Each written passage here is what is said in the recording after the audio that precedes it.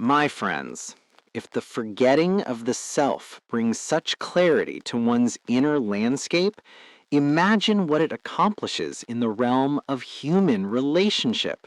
For the great suffering of mankind has always arisen from the clash of little selves, each insisting upon its own importance, each demanding recognition, each guarding its fragile kingdom of preferences and wounds. Two egos can never truly meet. Only two souls can. When you forget yourself, you do not become indifferent to others. You become transparent to them.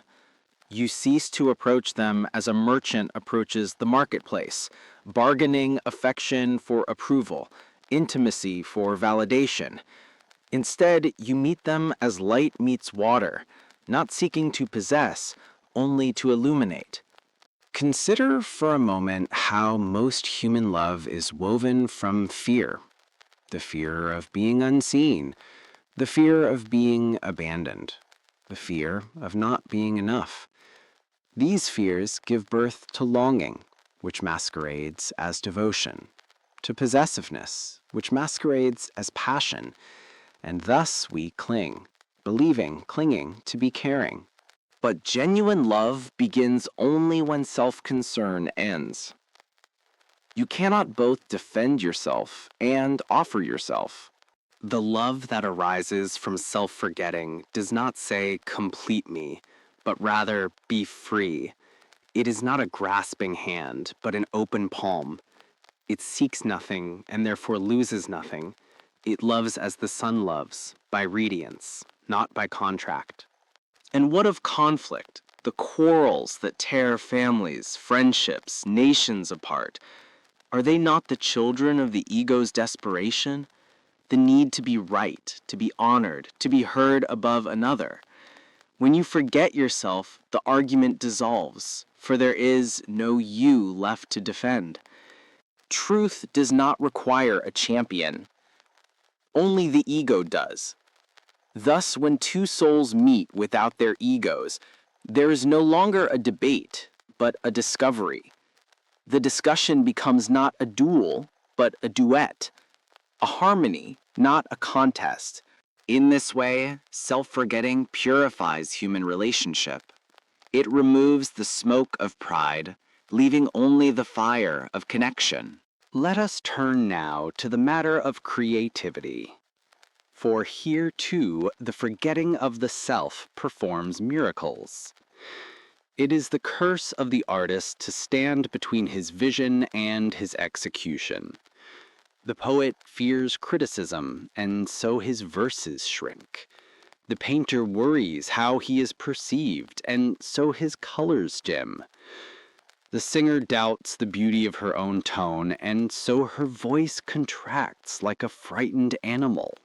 But the creator who forgets himself becomes a conduit. He does not invent, he reveals. He does not strive, he allows. Think of the wind passing through the hollow flute. The flute does not struggle to create music, it merely offers itself as an opening. So too the self-forgotten artist becomes an opening through which the infinite expresses its unbounded imagination. There is no pride in such art, for the artist knows it is not his. There is only gratitude that he was chosen as the vessel. This is why the greatest works in any realm are born not of effort, but of surrender. The thinker discovers insight when he finally stops thinking.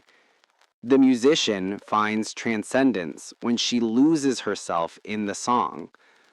The writer births truth when he ceases to care who will read it. All true creativity is an accident that occurs when the ego steps aside. Now let us speak of a topic from which the mind instinctively flees: suffering. For suffering is the crucible in which the self is either shattered or sanctified. Pain is the great purifier, not because it ennobles, but because it exposes. Every sorrow carves into the structure of the ego. Every loss removes a stone from the wall of identity the mind so carefully constructs. Every disappointment cracks the mirror in which the self admires its own reflection. And though the ego trembles under such blows, the soul rejoices, for every fracture is an opening through which the light may enter. In forgetting the self, suffering loses its sting, not because the pain disappears, but because the one who clings to pain is no longer present. Grief is felt, yet it does not imprison. Fear is acknowledged, yet it does not command. Anger arises, yet it passes like a storm across a vast sky. You suffer only as much as you insist upon being someone. When the someone dissolves, pain remains merely as sensation, not identity. You no longer say, I am suffering, but only suffering is here. And the difference is the distance between bondage and liberation. Finally, let us speak of that shadow from which even kings cannot hide. Death. For the fear of death is the final attachment of the ego, the last fortress it defends. The ego believes it is real, and therefore believes it can perish. Thus it trembles before the grave. But the self that has been forgotten cannot die. Only the mask falls. Only the garments of time lie down upon the earth. When you forget yourself in life, you will not be asked to find yourself in death. To the soul that has dissolved its boundaries, death is only another horizon, not an ending, but a widening, not a darkness, but a deepening of the same eternal light. The man who identifies with the drop fears its evaporation. The man who knows himself as the ocean welcomes the return. Thus, my friends, the forgetting of the self is not a loss, but a liberation. It transforms relationships into communion. It transforms creativity into revelation. It transforms suffering into clarity. It transforms death into return. And in each transformation, we glimpse the truth that has always been our birthright. You are not the story you tell. You are not the name you carry. You are the awareness in which all stories rise and fall. You are the light by which the world is seen.